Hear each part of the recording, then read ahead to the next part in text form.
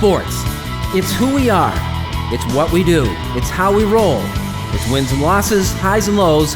It's effort, respect, and dedication. The High School Sports Beat. Sports. It's who we are.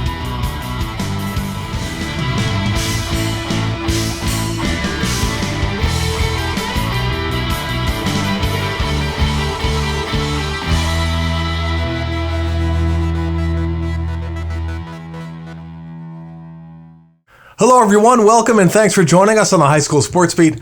I'm Dave Yates. We continue our look back at our 10 years of covering Section 5 sports, and we begin with a small school that wins big.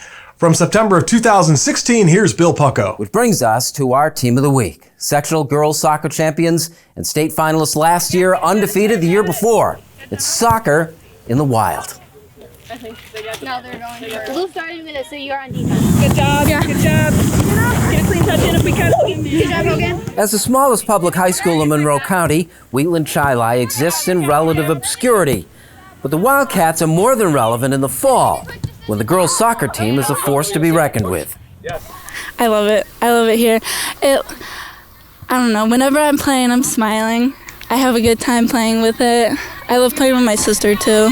Hannah and her sister, singular, are part of the success story out here. Hannah and Abby Callaghan are twins, and even more unusual, Division I college soccer prospects at Wheatland, a Class D school.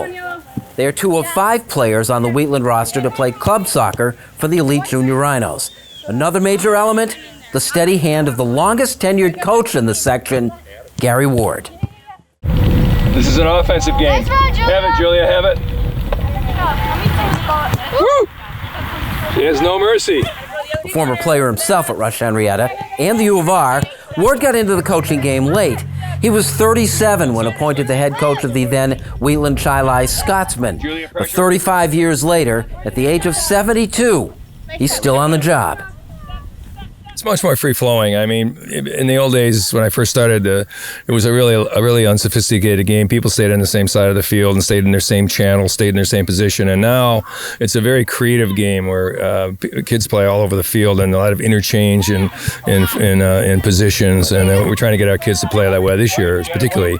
So that's the biggest thing. And plus, the skill level of the kids is way advanced from when I first started, and the conditioning level is better. And they've had obviously better off-season training. There's a lot more quality club teams for them and camps that they go to. Everything has improved, and the kids have improved as a result. But Ward is still learning on the job. Wheatland Chili was undefeated in the regular season 2 years ago and lost in sectionals. After going undefeated and then playing as poorly as we did in the sectional game, it was a wake-up call for me, and after a week or two of after the hurt got over, we just said, listen, we've got to toughen our schedule, and we've got to make sure these kids know how to bounce back from adversity. And the only way to do that is to get some opponents on our schedule that we're going to either have to fight like heck to beat, or they're going to beat us, and we're going to learn from it. And 1 year later, you're in the state finals. In the state finals 1 year later, after starting that season 3 and 4. His methods work, his program succeeds. His kids love him. He's very old school. Like, before games, he always gives these talks in the hallway, and something about it gets to you. I don't know what about it, but he pushes us extremely hard. I just enjoy being able to help kids, accomplish their goals, and also, as I said to you earlier, using soccer as a vehicle, to help them learn, carryover skills that are going to be with them the rest of their lives. And I think, soccer is one thing. I love the game and all that, but it's that other part that I think is the most rewarding, is when the kids really get it.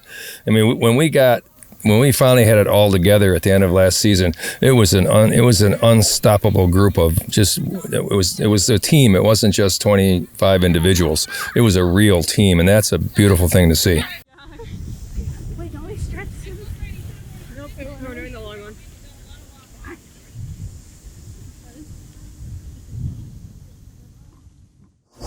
Hannah and Abby are in their junior seasons at the University of Buffalo, and Hannah was named first team All-MAC this season. Well, coming up next, we go inside Section 5 Sports with our guest Mike Giruzzi. Hilton's athletic director. We'll have that when the high school sports beat continues.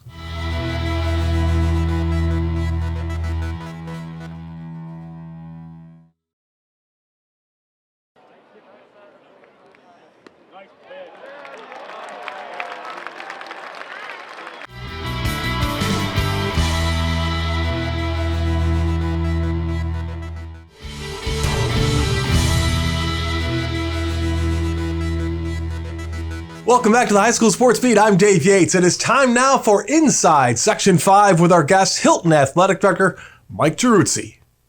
So, Mike, talk about this year. Obviously, the strangest of strangest years, but at the same time, you know, as this year has gone along, things get going. And how rewarding has that been for you and the kids there in Hilton?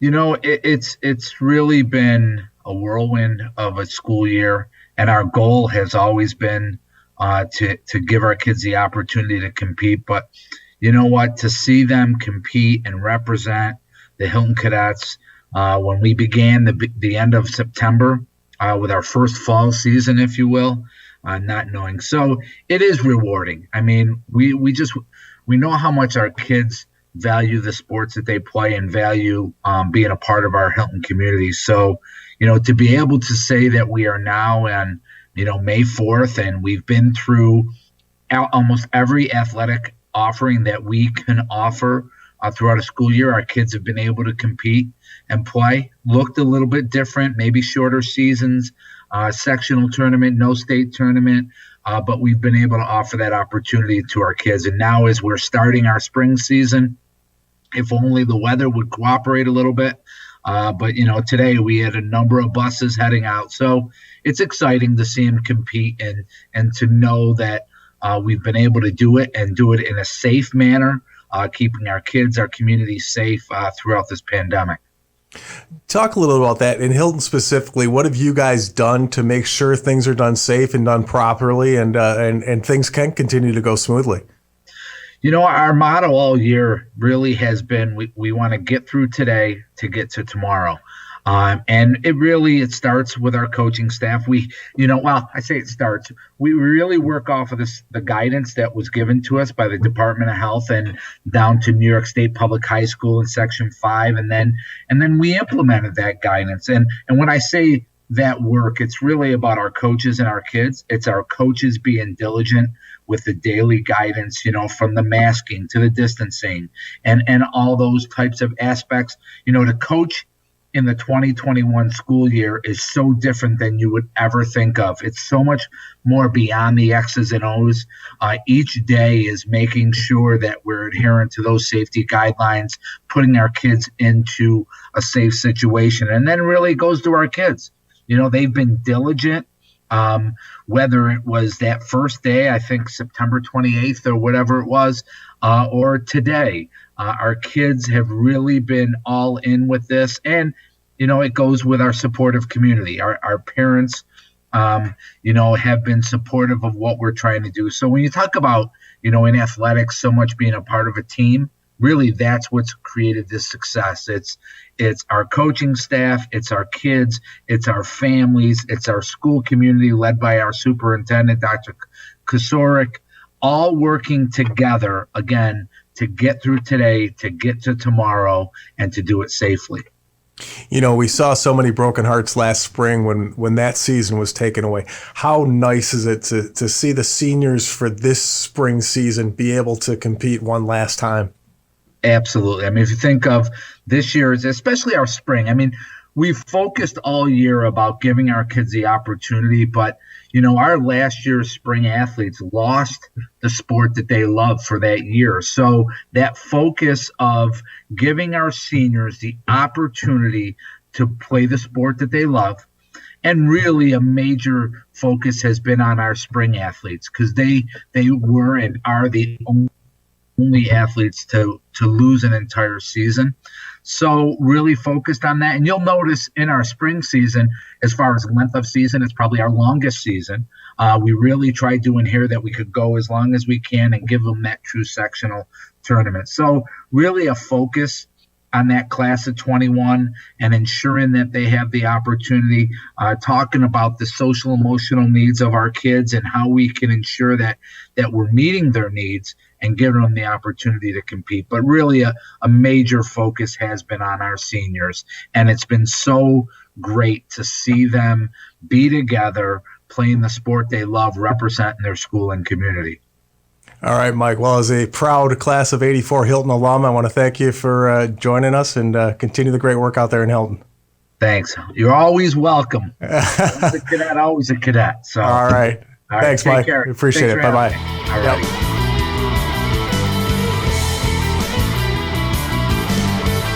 Coming up next, this week's Making the Grade nominee, and later on we flash back to life with Victor Boys Lacrosse after TD. We'll have that story when the High School Sports Beat returns.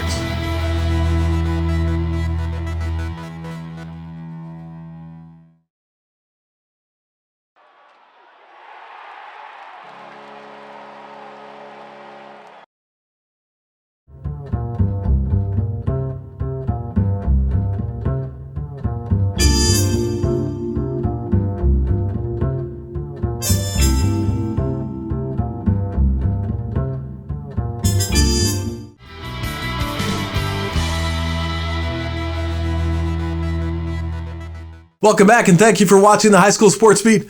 I'm Dave Yates. Making the grade this week is Fairport's Bryn Holmes. The senior plays field hockey, softball, and basketball for the Raiders. In her third varsity season for field hockey, Bryn was named first team for Section 5. This season, she was awarded a Dollars for Scholars honor for softball. Bryn carries a 95.4 average and is a member of the National Honor Society. She also works at the Woodlands by Fairport Baptist Home. In the fall, Bryn will be attending American University, where she plans on studying international relations. For being a leader on the field and an outstanding student, this week, Bryn Holmes is making the grade. If you have a student in mind for our Making the Grade segment, we want your nominations. Send them in to mtg@rocksportsnow.com. And now here's some of the athletes, teams, and coaches making news in our Section 5 Spotlight. Congrats to the Churchville Childline girls volleyball team for winning the Section 5 Class A title. Cameron Corrales was named tourney MVP as the Saints won their first ever Section 5 title in girls volleyball. On the boys' side, Class A went to Penfield. The Patriots beat McQuaid 3-1 to claim another brick to go with the girls' basketball and hockey titles. And finally, congrats to a pair of 8th graders on the Mercy sailing team. Adelaide Matsky and Ruby DeSantis claimed first place at Buffalo 2 weeks ago and again in Rochester last week. Coming up next, Victor Lacrosse looks for an encore. We'll have that story when the High School Sports Beat continues.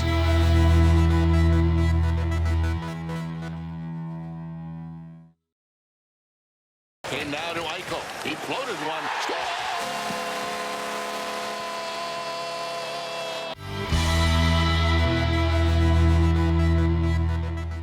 Welcome back, and thanks for joining us on the High School Sports Beat. I'm Dave Yates. We flash back now to April of 2017 and the powerhouse Victor Boys Lacrosse team. Here's Bill Pucko.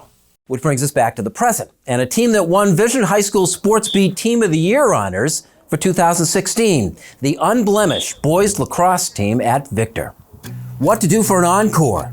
Last year, the Victor boys lacrosse team left no goals unaccomplished. The Blue Devils completed an undefeated season with national ranking, a third straight Section 5 title, and a second straight state championship. All under fourth-year head coach Jim Andre. Alexander, catch it high. Okay. Realistically, we keep it in check because I told the guys, this isn't like, a professional football team or baseball team or hockey where all of a sudden you have the same guys on your roster for 7, 8, 9, 10 years. High school, that's why we love high school sports. I mean, it changes every 2 years. It's an entirely new roster. And so these kids look at the fact that they're excited for the guys that have came before them. And without a doubt, we have returning kids, but these kids have got to build a program themselves and make a statement for themselves. We're just very passionate about the sport. The whole, town and community is just very passionate. We, love to play lacrosse. We'll do pickup leagues. You'll see guys come up here in the summer and just shoot for fun when they're hanging out. It's just something that we all, love to play. Nowitzki is a senior once recruited by Virginia for lacrosse, but opted to play football for the University of Buffalo next year. His class has big shoes to fill. Victor graduated 4 All-Americans last year, including 2-time Player of the Year TD Ierlan, now at Albany. In most sports, if you are scored upon, you get the ball back. In football, you score on me, you kick off to me. You know, if basketball, I score, you get the ball. Lacrosse is a funny game. You know, you could score, and all of a sudden, if you have a great face-off guy, you get to score again. Last year, TD going 82% of the time. That means 82% of the time we're on offense. We got to figure that out. It's obviously tough. They were a really talented group, but I mean, I hope with the talent we have here, I think we'll be a different team this year. So hopefully we pick off right where we left off. How different? How so? I think we're gonna have to grow a little bit more. I mean, we had obviously a lot of seniors last year who could carry the team with some experience, but I think just a lot of juniors are gonna have to step up this year, and some of the seniors as well are gonna lead the way. Among those returning is TD's younger brother, Chase Ierlan, the All-Greater Rochester goalie. Chase lost his entire year with the hockey team to injury, but the Cornell-bound junior is back ready to give it another go out here. I guess I wasn't taking enough time on my own, so I guess my body told me this way to take some time off. So, I mean, it was good. It was tough to sit out in hockey, but I'm ready to go for lacrosse. This is the big one. I mean, as good as hockey is, really, the lacrosse season is the big one for you, right? Yeah, I mean, obviously, I love hockey just as much, but lacrosse season, I'm going to Cornell to play, so, you know, I'm looking forward to my future, but also the rest of the season here. The varsity level is an entirely different level. Honestly, I'm not convinced that the lower levels are a great indication of success at the varsity level. I know our kids enjoy playing together in the summer, and I do like the fact that our younger guys learn how to play fast from the older guys, but make no mistake about it, the guys joining our varsity this year, they're going to have to pick up the pace if they're going to compete really well at the varsity level. How good are these guys still? 11 have already accepted offers to play at college. From Loyola, Seton Hill, Fairfield, Cornell, Canisius, and Virginia, most secured well in advance. Despite missing all of last year injured, Alexander Mabbitt, still just a junior, knows he's headed to Johns Hopkins. It happens during club ball in the summer, and it's a great opportunity, and I'm very thankful. But you're a 9th grader and you're already thinking about college? Yeah, it was a crazy decision. Ordinarily, you'd consider this a rebuilding year, but not here. We're going to try and reload this year. We've got a lot of kids who've had success at the younger levels, whether it's modified and JV, and now they're joining our varsity squad. And we have returning kids also, but to be honest with you, Bill, it's going to be a quick learning curve.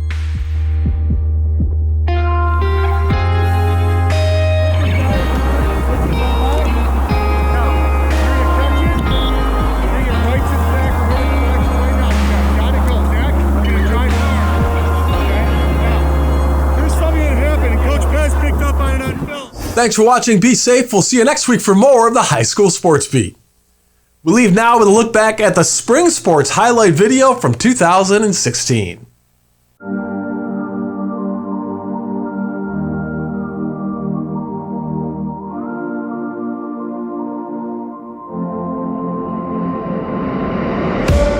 And I feel the waves crashing down on me.